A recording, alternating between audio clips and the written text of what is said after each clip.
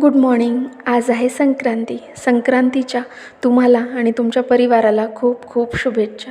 असं म्हणतात, गाव बदललं की परंपरा बदलतात, रीती बदलतात. तसंही प्रत्येक घरामध्ये आपापल्या वेगळ्या पद्धती असतात. आमच्याकडे संक्रांतीच्या दिवशी खणाला देवासमोर ठेवतात व त्याची पूजा करून त्याच्यामध्ये सर्व असं वाणाचं साहित्य भरून घेतात.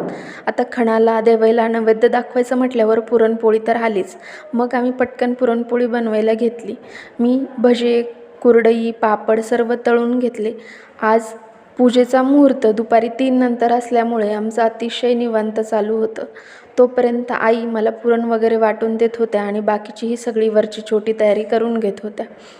मग मी आमटी बनवायला घेतली. त्याच्यामध्ये अद्रक, लसूण, कांदा, खोबऱ्याचं वाटण टाकून घेतलं व त्याला छान परतवून घेतलं. आपण कटाच्या आमटीमध्ये जेवढं छान परतवून घेतो तेवढी त्याला जास्त तरी येते. ही बघा, तयार आहे आमची कटाची काळ्या मसाल्यातली आमटी. मग आईंनी पोळ्या बनवायला घेतल्या तर छान आईंच्या पोळ्या अशा फुगत होत्या. सर्व तयारी वगैरे करून घेतली आणि आम्ही अशी छान फोटो काढून घेतले. आईंचा आणि माझा मी मेकअप करून घेतला, हेअरस्टाईल केली आणि छान गजरेही लावून घेतले. मग म्हटलं पूजेसाठी मुहूर्त कधीच आहे. परत पाहिलं तर अजून वेळ होता. मग मंदिरात गेलो आणि आम्ही छान अशी देवाचं दर्शन केलं.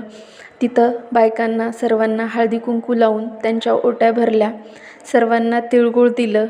हाच तर आपला वेळ असतो नाही का, की आपल्या रोजच्या कामातून आपल्याला स्वतःसाठी कधीतरी वेळ मिळतो.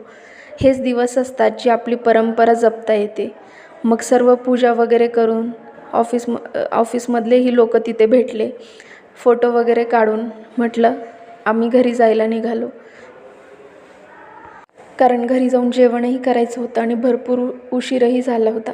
घरी आलो, जेवण केलं आणि मग हे सर्व आवरायचं.